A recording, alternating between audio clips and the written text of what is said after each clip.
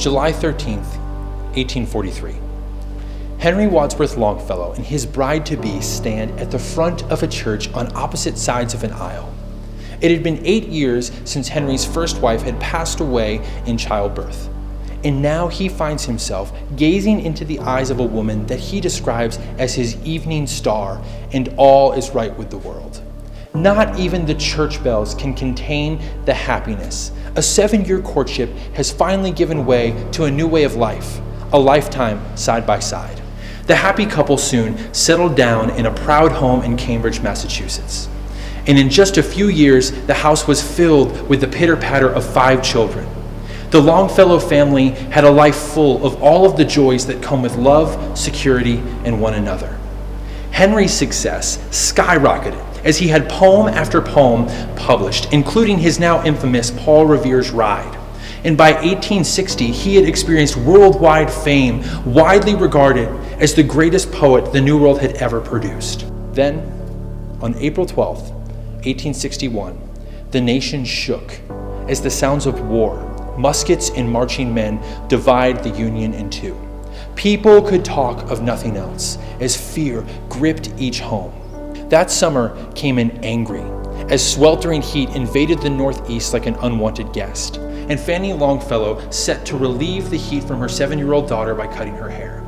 She took those golden locks and placed them in an envelope. But as she burned the wax to seal the keepsake, droplets spilled on her dress and she caught fire. Frantic and fearful, she runs to Henry, who does everything in his power to put out the fire, even smothering them with his own body at one point, but it's to no avail. She's too badly burnt and is buried on their 18th wedding anniversary as Henry lays in bed, too badly hurt to attend, his face scarred by the flames that claimed his wife and his heart scarred by a future without her. In the coming months, he would write, "Cannot record the thoughts that are in my heart and brain." And that year at Christmas, he dips his pen and scribbles these words, "How inexpressibly sad are the holidays." Then, on the anniversary of the tragedy, he writes, "I can make no record of these days. Better leave them wrapped in silence. Perhaps someday God will give me peace." Days turn into months as the father and 5 kids struggle to find a new way just to carry on and live. All the while, the war's toil hangs thick in the air as each week begins with bells ringing out for each young man who lost his life in the tragic conflict. Upon hearing the bells, Henry's heart grows heavy and he writes, "I heard the bells ringing at sunrise through the crimson eastern sky. They had a sad sound, reminding me of the wretched treason in this land." Then in March of 1863, Henry's oldest son sneaks out of the house and onto a train headed to Washington, duty-bound to serve his country in this Civil War. When Henry heard the news, his breath left him.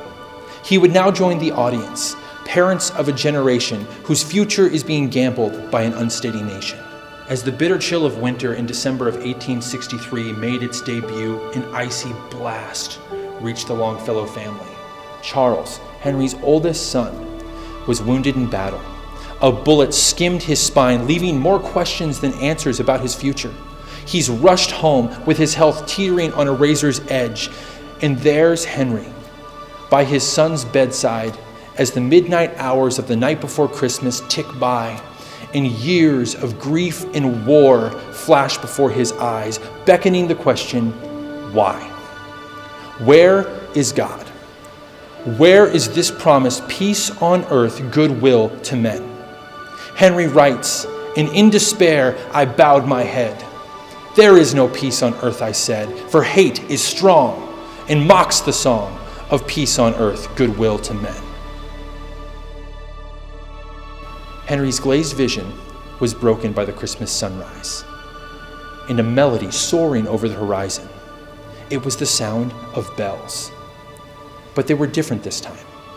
They didn't carry the joy of matrimony or the names of martyred men. They sang for something grander. And Henry's soul leapt as he realized that those bells mean that death is not an end but a beginning, because unto us was born this day in the city of David a Savior. And that bundle of joy in a manger means that peace is possible between God and man, that each hurt and dark moment is part of a plan, that sin in this world will not always stand.